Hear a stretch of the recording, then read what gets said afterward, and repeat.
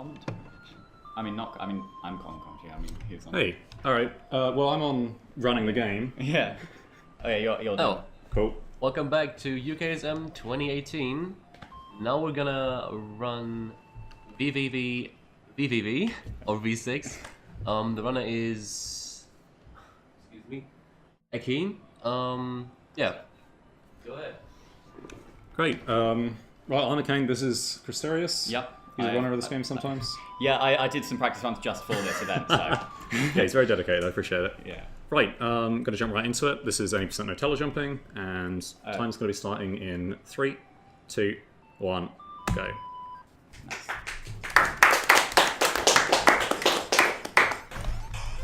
Right, so first thing you notice about this run is that I'm not going to do the first level of the game because I really don't feel like it.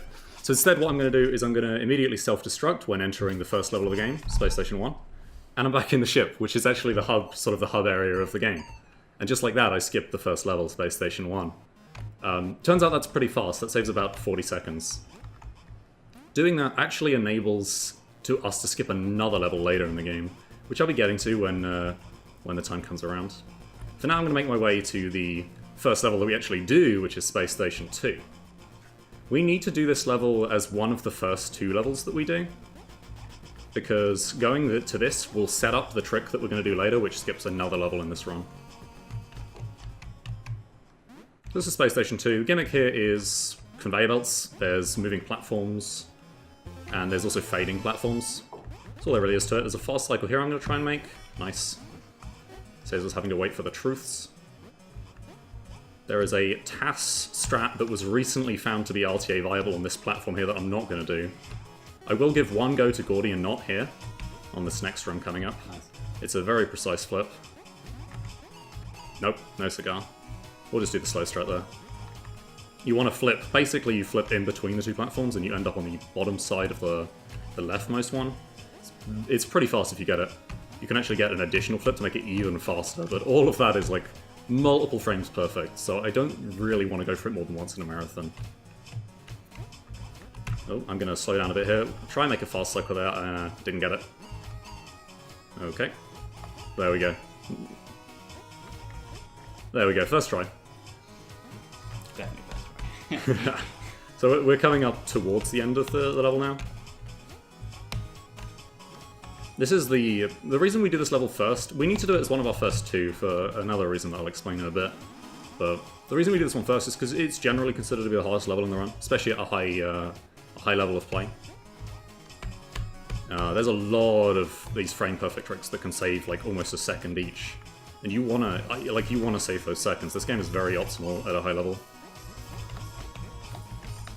There we go, that run is pretty tough actually. It looks like you should just be able to hold left, but if you hold left you will go too fast. Take a slightly slower cycle on down under to be safe here. Get some mashing, not perfect. Okay, and try and turn around on this first, nice! Try and turn around on that first ledge. You can only activate a teleport when you're standing on the ground, so if you turn around on the first ledge there rather than falling down to the next one, it's a tiny bit faster.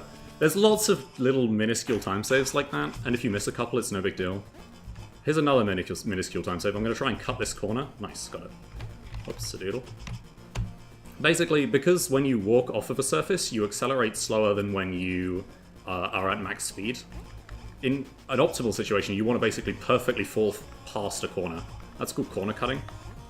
There's a bunch of it on the way to this next level that we're doing, which is called the warp zone. Nice. Get a little edge flip there.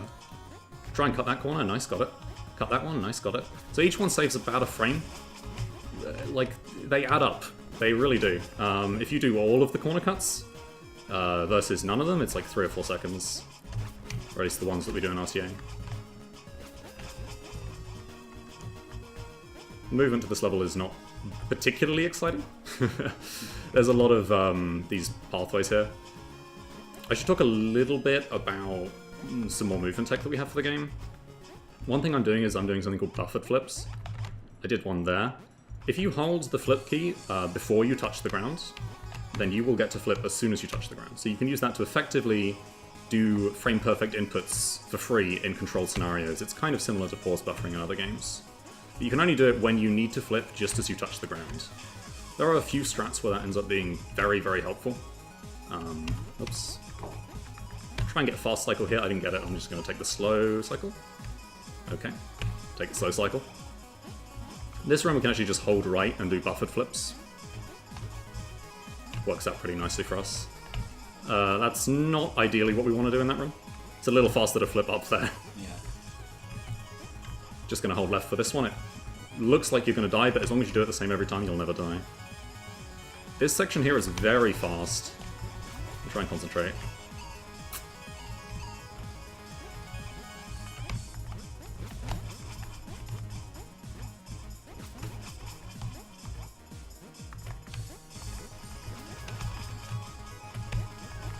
Nice! Nice. Yeah. That's very tough, that last cycle there. That is not quite the fastest cycle you can get. There we go. But that's very close to the fastest cycle you can get. That's 2 levels done. Yeah, I found that level awful. And I remember seeing your PV and that was like... That's the reason we do those 2 first. Yeah, exactly. Some people put the Warp Zone first because they really hate it, but when you get it to a higher level, it's definitely better to put Space Station 2 first because Warp Zone only has a couple of those like second-long time saves that are very, very hard.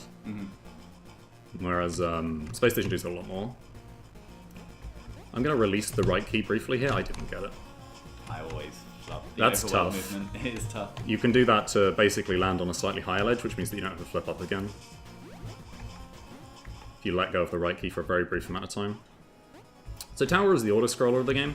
We're actually required to do this level 3rd, because after you save your 3rd crew member, you get taken to the first intermission level of the game.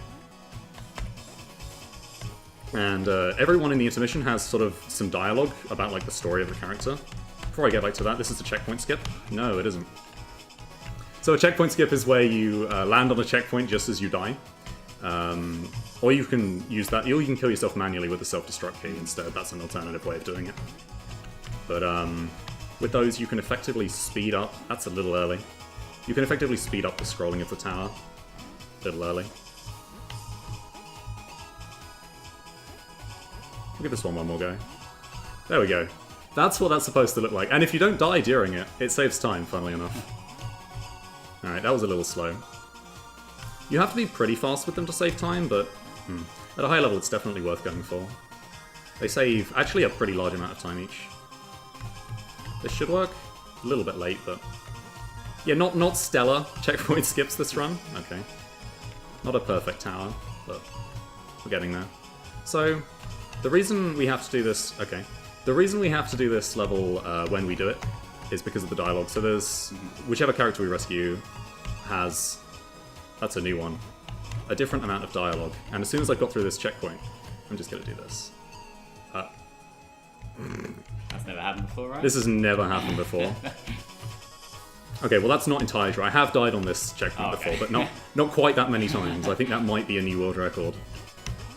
Alright. So that theoretically you never die in the rest of the tower because there's nothing challenging. We'll blame it on the keyboard. I'm breaking in a new keyboard here. You can do another checkpoint skip on this checkpoint. It is horrifically tight and saves 2 frames. I didn't know you could do that one. There's 6 of them, isn't there? It's pretty much a task thing. There's 6 that you actually do, yeah. It's pretty much a task thing. I feel like it's like 3 to 4 seconds if you do all of them like perfectly. Yep. There we go. Got the corner cut there as well. Some mashing done. So we're going to be taken to the intermission momentarily. Cool. Made it through the tower. That was interesting. The hardest auto scroll. That's pretty much the easiest level in the game, so please unclap.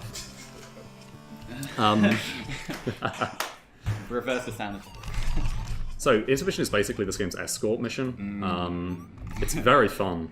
Everyone loves it from what I've heard. When you're on the ceiling, you'll not be followed. This is a tight cycle. Nice. When you're on the ceiling, you'll not be followed. When you're on the floor, you will be. Nice, got the cycle there as well. Those are actually relatively tight, but when you do them a bit, you can get pretty consistent. Yeah. There's one particularly notorious room coming up, called Not As I Do. Yeah. We've got to get that room first. That room is the worst. If you die on it, you lose all of this time. And it's not consistent. There we go. Nice. Could have been slower. This is Not As I Do. So you can see we're mashing through dialogue. If we were with a different character here, that would be very different. A lot longer. depending on the character. So we're going to do a little fast flip here. Nice, saves us having to go all the way back. That's that. There is a extremely hard strat for that room. A lot harder than the one that we did. We just self-destruct there so that we can come back to the checkpoint and we can direct the William down. And we're done with the intermission. Great. So, I mentioned earlier that we skipped the first level of the game just by killing ourselves. Don't try it in real life. For this one, we need to... whoops. Let me try that again. We need to teleport back to Space Station 1. Because Space Station 2 and Space Station 1 have some overlap, we can teleport back into it just because we've done Space Station 2. As we come out of this, I'm going to buffer a self-destruct so that the cutscene doesn't start and it won't reset our crew count, and I save the crew member that I would have saved in the first level. Doing that does two things. Firstly, it means we don't soft lock, because we do need to rescue that crew member eventually, and if the cutscene plays, our crew member count will be reset to 1. So by doing that, it lets us not soft lock. What it also lets us do is because we're starting a cutscene, the game doesn't do its usual check of how many crew members you've saved and whether or not it needs to send you into an intermission. After you would save the 4th crew member normally, you would be sent to the 2nd intermission, or the Gravitron. Because we're saving Violet there, and because we're not watching the cutscene as we normally would be, or because there is a cutscene to begin with, I guess, we pretty much just don't have to do the Gravitron, and that saves a minute 30-ish, I want to say. The Gravitron itself is a minute long, it's also pretty tough. That's another advantage of it. Little tight cycle there, so this is Lab. These white lines reverse your gravity. I'm gonna try and get this. Oh wow. So there's two different strats you can do for this run. There's one that goes through them both at once. It's actually not any faster. Okay. It's actually not any faster, but it's a little flashier, which is why I like to do it. We'll just do this one. It's easier. It's a little less tight. So Lab is the other sort of easy level, which is why we do it later. In theory, you could swap Lab with Warp Zone, or you could swap it with Space Station 2. Nice, got the fast cycle there. We're going to be a little off the fast cycle, and I'm sorry. That is a very tight cycle to make, but you can effectively just be one cycle faster if you are very, very tight on the previous run. Let go of right for a brief second there, and then we can just continue holding. We do a little skip there. In the game logic, kind of, you'd have to like pass through one of those gravity lines in order to flip, but you actually don't have to pass through them. The way it's programmed, you only have to touch them. So you can just reverse the direction you're moving, and then you don't have to do the rest of it. It saves a little bit of time there. It saves a lot more time in the next level coming up, which is the final level. And as you might have guessed, it's the second to last level of the run. I'm just kidding. So we're going to do a bit more mashing. Just hold here. Mash again. And then we're going to flip as soon as we can, so that it sets up this perfect cycle here. We don't bump on a wall or anything. This is the final level. This is the first part of it, which is why everything looks dismal and unhappy, and we miss the turning point. That's good. Final level kind of combines gimmicks from all of the other levels. Make a stop. That's a tight stop to make. This is the strat that I was mentioning earlier. It's a lot faster than doing that room normally. There is a slightly slower version, and it's a lot easier, but I think that version's flashy enough to want to show off. Touch the same line twice and you just go for it. We're going to flip off of the ceiling there because it sets up the cycle on this room perfectly, so that we can just hold through. This one I'm going to be a little gentle with. This is a line clip. Sorry, this is a line clip. Okay. I'm not going to do that one again. Those are. This is. I'm used to them on my keyboard, but. Yeah. Alright. So we activate the terminal to change the final level. We self-destruct so that we respawn at the checkpoint. I'm going to be doing more line clips in a bit. So let's hope those go better. Ooh, I'm not making that at all.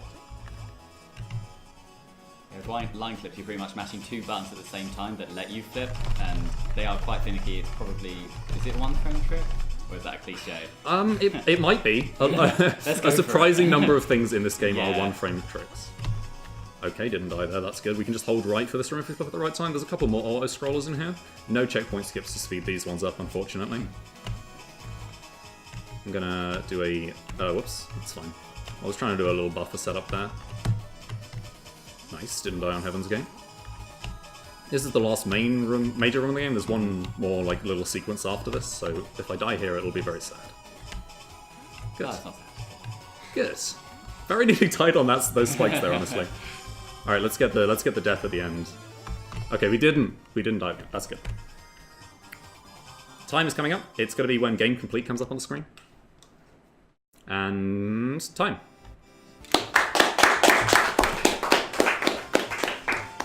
So that's V6, that's any percent of telejumping, and that was not a great time because we had some, we ran into some issues on a couple of It's checkpoints. a surprising issue for the tower to be the most death of all things. That was funny. Yeah, so that was V6, I hope you enjoyed it. That was any percent of telejumping, I've been Echaen. I've been curious. Thanks. Yeah, well done. Your time was 14:21. Not Not bad. for the real time. Nice. Yeah, sweet. Coming up next is Henjo and George with Family Guy Back to the Multiverse. Any percent, New Game Plus, and co-op. Get some hype.